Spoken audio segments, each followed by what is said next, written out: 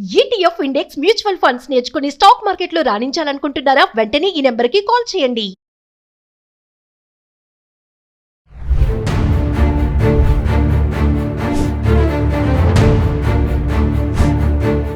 నమస్తే, welcome back to Suman TV. ప్రస్తుతం మనతో పాటు ఉన్నారు పబ్లిక్ స్పీకర్ రజనీ రమ గారు. నమస్తే మ్యామ్. నమస్తే నవీన. మేడం, ఇప్పుడు హస్బెండ్ టార్చర్ తట్టుకోలేక, అటు పేరెంట్స్ సపోర్ట్ లేక, తల్లిదండ్రులు సపోర్ట్ లేకుండా ఏమన్నా చేసుకుంటే మరి పిల్లల భవిష్యత్తు ఏంటి? పిల్లలు ఏమైపోతారు? పిల్లల్ని ఎవరు చూసుకుంటారు? వాళ్ళ పాలన తల్లి తర్వాతే కదా. సో వాళ్ళ కోసం చస్తూ బ్రతుకుతూ అలానే ఉన్నటువంటి చాలా మంది ఆడపిల్లలు ఉన్నారు.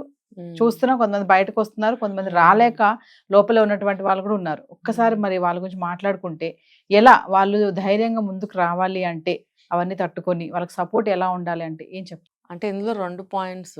ఒకటి అందులోంచి ఎలా బయటపడాలి, ఇంకోటి ఆ టార్చర్ అనేది ఎటువంటిది. ఇప్పుడు ప్రతి మనిషిలో ప్లస్లు మైనస్లు 2 ఉంటాయి. ఇప్పుడు మీరు చెప్పారు అందులోంచి బయటకు రాలేక, అక్కడ ఉండలేక. ఇంకొకటి ఏంటి, పిల్లలు ఉంటారు, ప్రతిబంధకాలు. తను ఒక్కటే అయితే ఎటైనా వెళ్ళిపోవచ్చు, లేకపోతే ఏమైనా తన దారి తను చూసుకోవచ్చు. పిల్లలు ఇప్పుడు ఈ రోజులను బట్టి పిల్లల్ని కూడా ఎవరు చూడట్లేదు. పిల్లల్ని చంపేస్తున్నారు, వాళ్ళు ఇదైపోతున్నారు. అంటే అంత ఈజీ అయిపోయింది. కానీ మీరు చెప్పిన కండిషను పాతకాలంలో ఎక్కువగా ఉండింది. ఇప్పుడు అక్కడక్కడ ఉన్నారు అక్కడక్కడ ఏముంది, ఎక్కువగానే ఉన్నారు. అంటే 50-50 వీళ్ళు ఉన్నారు, వాళ్ళు ఉన్నారు కదా. జీవితాన్ని అంతం చేసుకునే వాళ్ళు ఉన్నారు, చస్తూ బ్రతుకుతున్నారు అన్నారు, అలా కూడా చేయలేక అలాగే కాంప్రమైజ్ అయిపోయి ఉండేవాళ్ళు ఉన్నారు. అందుకే నేను చెప్పేది ఏంటంటే, ప్రతి వ్యక్తిలో ప్లస్ మైనస్ 2 ఉంటాయి. మంచి బుద్ధులు అలవాట్లు ఉంటాయి, చెడువి ఉంటాయి కదా. మనం ఇది మాట్లాడుకున్నాం ఒకసారి. దీన్ని మనము పెళ్ళప్పుడే మనం దీన్ని చూసుకోవాలి.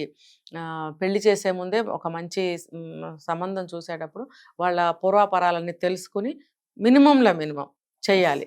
ముఖ్యంగా వాళ్ళ అలవాట్లు, ఫైనాన్షియల్ పొజిషన్, తర్వాత సమాజంలో వాళ్ళు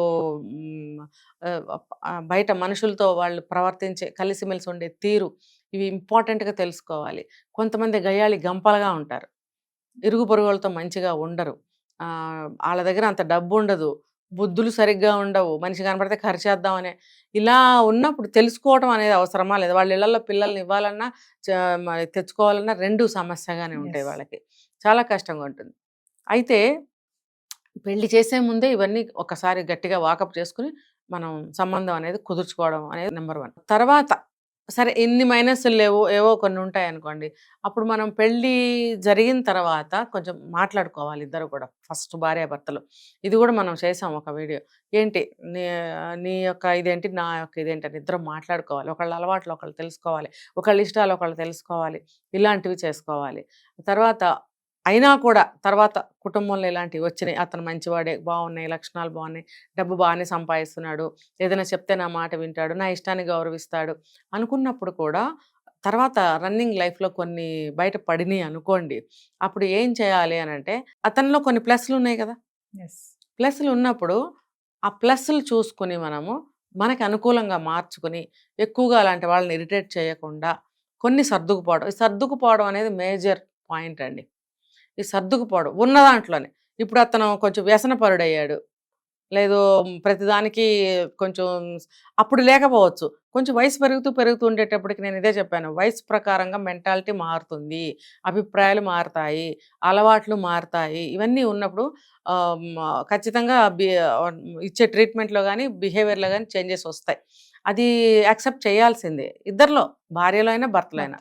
అలాంటప్పుడు మంచి విషయాలు మనం అనుకూలంగా మార్చుకుని అతన్ని ఎక్కువగా ఇరిటేట్ చేయకుండా, భార్యనైనా సరే ఇరిటేట్ చేయకుండా ప్రశాంతంగా వాతావరణాన్ని ఉంచుకోవడానికి ప్రయత్నించాలి ఇంట్లో. తర్వాత ఫైనాన్షియల్ పొజిషన్ అంతగా బాగోలేదు అన్నప్పుడు ఉన్న దాంట్లోనే సరిపెట్టుకునే మనస్తత్వాన్ని అలవాటు చేసుకోవాలి.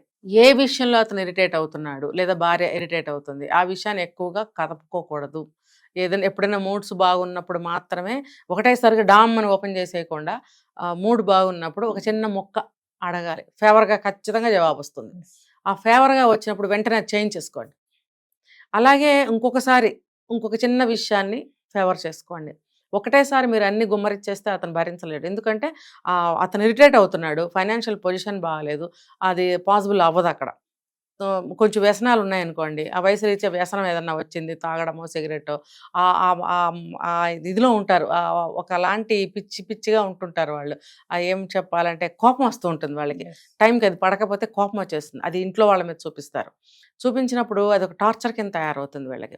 సో అది గమనించి వీళ్ళు దాన్ని టచ్ చేయకుండా ఉండాలి. తర్వాత పిల్లల మొహం చూసి జీవోత్సవంలాగా పడి ఉంటున్నాను అని అనుకోవాల్సిన అవసరం ఏం లేదండి. ఇప్పుడు ఒక చిన్న కిటికీ ద్వారా మనం ఆకాశాన్ని చూడొచ్చు, ప్రపంచాన్ని చూడొచ్చు కదా. ఇంట్లోనే మగ్గిపోతున్నాను, నేను చస్తూ బ్రతుకుతున్నాను, ఇలా మనం ఆపాదించుకుంటే మన జీవితం అలాగే అయిపోతుంది. మనం ఏదైతే అనుకుంటామో అదే జరుగుతుంది లైఫ్లో కదా. దీని లా ఆఫ్ అట్రాక్షన్లో చెప్తారు ఎక్కువగా. సో ఇది చాలా మందికి తెలియదు, దీన్ని అలవాటు చేసుకుంటే లైఫ్కి చాలా ఉపయోగం అనమాట.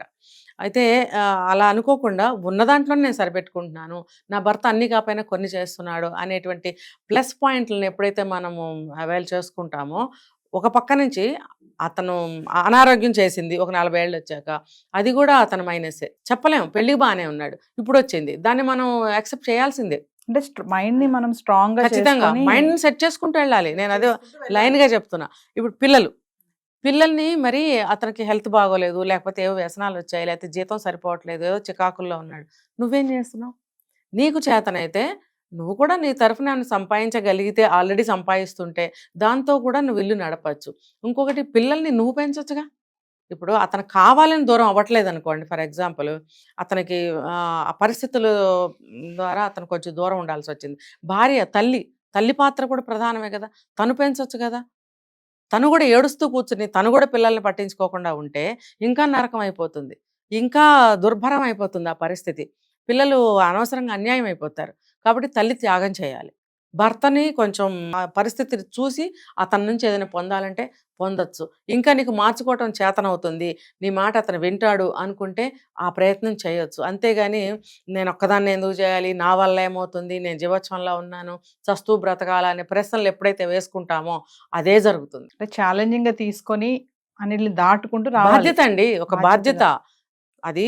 ఇప్పుడు పరిస్థితుల ప్రకారం అతను అలా అయినట్టయితే కనుక, అవ్వకపోయినా సరే అతనిలో కొన్ని ప్లస్లు ఉంటాయి, ఆ ప్లస్లని మీరు అవైల్ చేసుకోండి, మీరు బెనిఫిట్ తీసుకోండి. కానీ అందరికీ ఇది సాధ్యమేనా మేడం మరి? ఖచ్చితంగా అండి, ఇది ఎక్స్పెరిమెంటల్, ప్రూవెన్.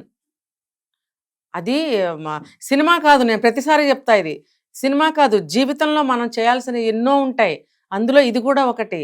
సినిమాలో అయితే రీల్ తిప్పంగానే మార్పులు చూపిస్తాడు, నిజ జీవితంలో ఇలాంటి పరిస్థితుల్లో మార్పు అంత ఇమీడియట్గా రాదు, కానీ వస్తుంది.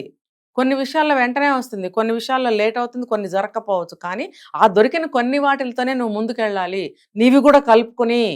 నువ్వు జీరోగా ఉండి అన్ని 100 ఎక్కడి నుంచి రావాలంటే హైలీ ఇంపాసిబుల్. నీ వైపు నుంచి ఏదన్నా ఒక ఎఫర్ట్ పెట్టదు, మనీ ప్రకారంగానే కాదు. నువ్వు పిల్లలకి ఏమన్నా నేర్పగలవా, మంచి లక్షణాలు, మంచి అలవాట్లు, వాళ్ళని ఒక మోటివేట్ చేయగలవా, చెయ్యి. ఒక మంచి నేర్పగలవా, నేర్పించు. నువ్వు చదువుకున్న అమ్మాయి అయితే రోజు వాళ్ళకి హోంవర్క్లు చేయించడం, చదివించడం, మంచి విషయాలు నేర్పించు.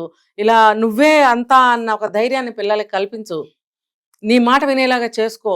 ఖచ్చితంగా విజయం అనేది పిల్లలకి నీకు ఖచ్చితంగా వస్తుంది. జీవోత్సవాల్లాగా పడి ఏడవాల్సిన అవసరం లేదు, పుట్టిళ్ళకి వెళ్ళిపోక్కర్లేదు, పిల్లల జీవితం నరకం చేయక్కర్లేదు, వాళ్ళని చంపేసి నువ్వు చచ్చిపోక్కర్లేదు. ఇవన్నీ చూస్తే భర్త ఖచ్చితంగా మారుతాడు. కనీసం మనసన్నా అతనికి చెప్తుంది, నువ్వు తప్పు చేస్తున్నావు, నీ వంతు ఏం చేస్తున్నావు అని హెచ్చరిస్తుంది. కొంచెం అన్నా మారుతాడు అతను, అది చాలు కదా కనీసం. కంప్లీట్గా మారాలని ఎప్పుడు ఎవరి నుంచి కోరుకోకండి, ఎందుకంటే ఏ ఇద్దరు ఒకలా ఉండరు, ఏ ఇద్దరు మనస్తత్వాలు ఒకలా ఉండవు. కాబట్టి కంప్లీట్గా మారిపోవాలి సినిమాలో చూపించినట్టు అని అస్సలు ఆశించకండి. మీకు ఇంత వచ్చినా దాన్నే మీరు ఇంతగా ఊహించుకొని మీరు ముందుకెళ్ళండి. Thank you.